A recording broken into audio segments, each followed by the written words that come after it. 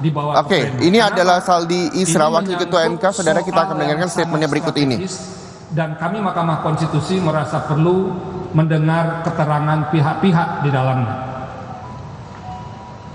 Dan sebagai sebuah poin besar di dalam di dalam penyelenggaraan pemilu tentang sistem pemilihan umum, ini memang kemudian memancing perhatian, terutama pihak-pihak yang akan terdampak dengan permohonan ini berkait dengan sistem pemilihan umum. Nah, kita normal saja sih sebetulnya, sekalipun dalam permohonan ini diajukan untuk dilakukan provisi, diputus lebih cepat. Tadi sudah dijawab hal-hal yang itu. Nah, sidang ini termasuk yang pihak terkaitnya sangat banyak. Dan alhamdulillah sudah diputus hari ini. Dan perlu dikemukakan kepada teman-teman, persidangan yang dimulai sejak 23 November itu baru berakhir secara faktual, sidangnya itu tanggal 23 Mei 2023. Nah, pada sidang terakhir itu disampaikan oleh Ketua Panel, Pak Ketua Mahkamah Konstitusi, bahwa sesuai dengan ketentuan hukum acara, pihak-pihak diberikan kesempatan untuk menyampaikan kesimpulan. Jadi disampaikan kesimpulan itu batas akhirnya tanggal 31 Mei 2022. Artinya apa? Sampai tanggal 31 Mei itu belum ada posisi hakim dan belum ada RPH untuk membahas perkara ini. Jadi belum ada sama sekali.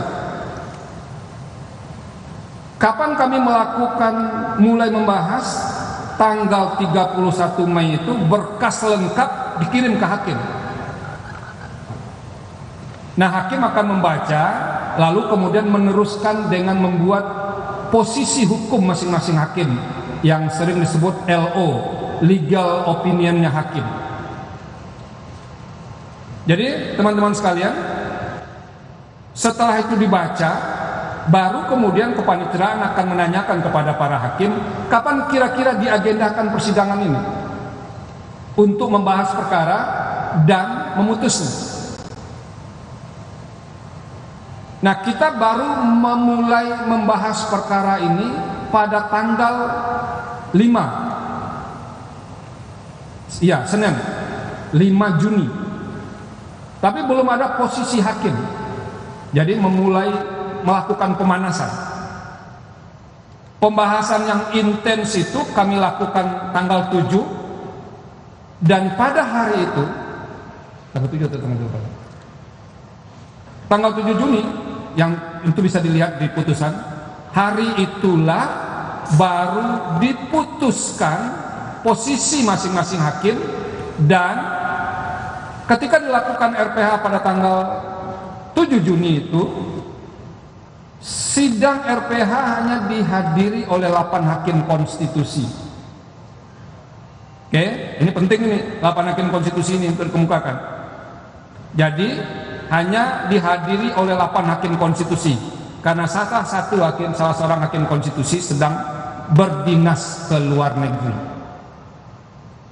Jadi kalau dibaca tadi, itu diputus oleh 8 hakim konstitusi. Jadi karena di bawah amar itu kan ada 2, kapan diputus, kapan diucapkan. Diputusnya tanggal 7, diucapkan tanggal 15, jadi 8 seminggu yang lalu. Artinya apa, teman-teman sekalian? Sebelum tanggal 7 Juni, ketika diketukkan palu di ruang lantai 16 itu, belum ada putusan dan belum ada posisi hakim. Mengapa ini menjadi poin yang kami bikin stressing, teman-teman sekalian? Karena ada yang berpendapat sejak tanggal 28 Mei sudah ada putusan dan posisi hakimnya 63. Posisi hakimnya 63. Katanya mengabulkan 63, 6 mengabulkan, 3 disenting. Nah, dengan fakta sidang hari ini, kami perlu menjelaskan ini, bahwa pendapat itu merugikan kami secara institusi, seolah-olah kami membahas itu dan itu bocor keluar, diketahui oleh pihak luar. Nah, fakta hari ini, putusan itu baru terjadi tanggal 7. Jadi teman-teman nanti bisa baca, putusan itu baru terjadi tanggal 7. Sebelum tanggal 7 itu belum ada posisi hakim, belum ada putusan. Ini sekaligus nih mengoreksi, karena orang mengatakan sudah ada itu sejak berbulan-bulan lalu. Nah, sekarang yang terakhir yang agak luas liputannya itu kan apa yang dikemukakan oleh Profesor Denny Indrayana itu. Nah, kami mau mengatakan tidak benar tanggal ketika cuitan atau apa namanya, unggahan atau segala macam itu, tanggal itu sudah ada putusan. Jadi itu tidak benar, karena putusan itu baru diambil tanggal 7. Satu. Yang kedua, kalau dalam unggahan itu atau yang beredar itu dikatakan posisi hakimnya 63, tidak benar kan? Posisi hakim hari ini itu ternyata 71. Jadi sidang pengambilan putusan itu, RPH pengambilan putusan itu hanya diikuti oleh 8 hakim konstitusi, jadi tidak 9. Nah, kami mohon teman-teman bisa ini menyebarluaskan yang ini, supaya kami itu bisa terbantu bahwa tidak ada informasi itu keluar. Nah, itu poin pentingnya yang perlu kita sampaikan siang hari ini. Dan teman-teman sekalian, kami di mahkamah sebetulnya sudah ada yang diantara kita yang berdiskusi, kenapa tidak direspon sejak awal resmi, meskipun Prof. Eni sudah memberikan rilis sebagai jubir, sudah memberikan rilis, Mas Fajar sudah menyampaikan juga bahwa belum ada putusan. Kenapa baru hari ini kami menyampaikan, merespon itu? Satu, dalam suasana sensitif. Jadi ini ada juga suasana sensitifnya istilahnya. Ketika perkara itu disampaikan kita, itu hakim betul-betul fokus. Jadi tidak ingin dulu diganggu oleh situasi itu.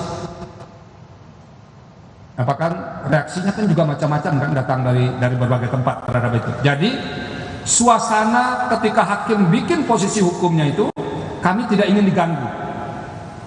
Satu. Yang kedua, kalau kami memberikan respon awal, nanti orang akan bisa menafsirkan, oh posisi hakim ini begini, posisi hakim ini begini. Dan kami sengaja menghindari itu.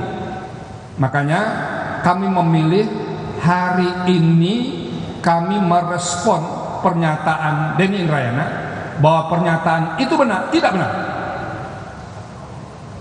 Pernyataan itu tidak benar karena apa? Satu, tanggal itu belum ada putusan, belum ada rapat permusyawaratan hakim. Rapat permusyawaratan hakim untuk memutus itu baru terjadi tanggal 7 Juni. Dan yang paling akhir itu buktinya secara angka tidak tepat. Dia mengatakan 63, posisinya itu menjadi 71. 71 itu menolak permohonan. Nah, itu kira-kira. Nah, teman-teman sekalian, kita mendiskusikan agak lebih intens juga.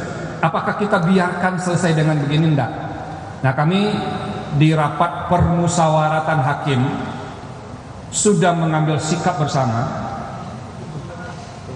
bahwa kami Mahkamah Konstitusi, agar ini bisa jadi pembelajaran untuk kita semua, akan melaporkan Denny Indrayana ke organisasi advokat yang Denny Indrayana berada. Oke? Jadi itu sedang disiapkan, mungkin minggu depan akan disampaikan laporan, biar organisasi advokatnya yang menilai apakah yang dilakukan Denny Indrayana itu melanggar etik sebagai advokat atau tidak.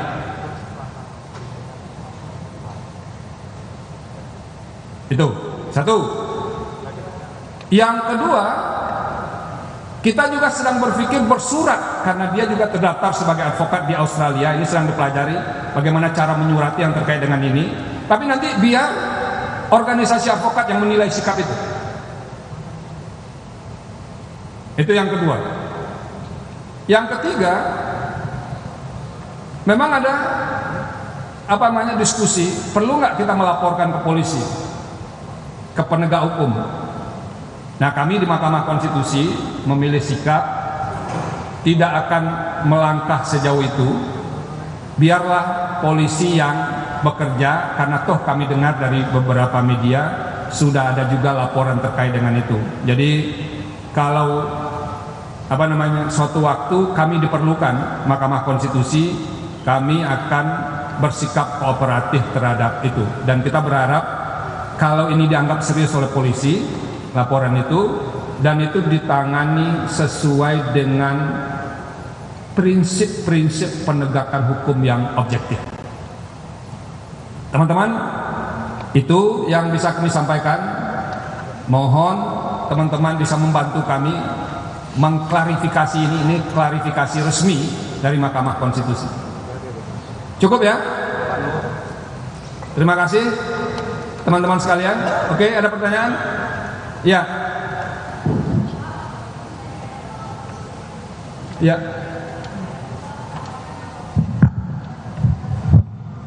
Iya. Sedangkan anggota DPR tadi mengirimkan putusan ini di luar tenggat waktu, yakni tanggal 6 Juni 2023. Ini apakah hanya kesimpulan anggota DPR tidak dipertimbangkan sama sekali, atau memang tidak dipertimbangkan tadi berdasarkan putusan, tapi apakah dalil lainnya dipertimbangkan? Mohon diberikan klarifikasi. Saya sudah beri clue tadi, kita tidak mendiskusikan perkara karena itu bisa melanggar etik. Baik, terima kasih. Ya, terima kasih. Mbak?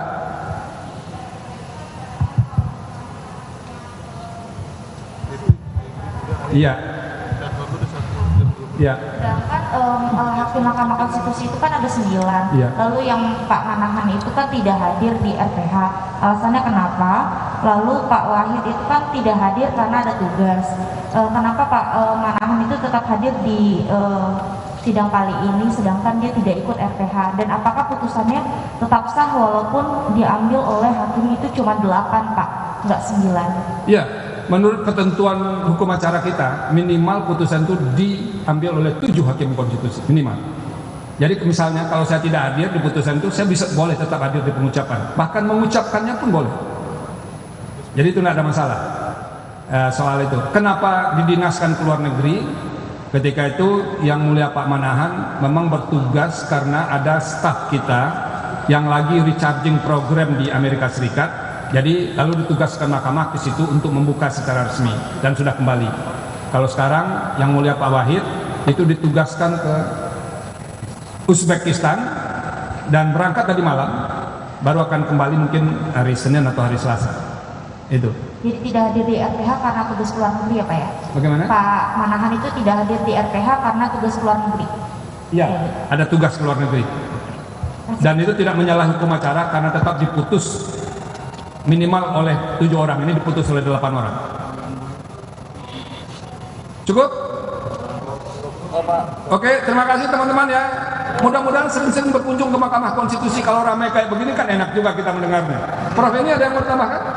Cukup ya, terima kasih. Billahi taufik wal hidayah. Assalamualaikum warahmatullahi wabarakatuh.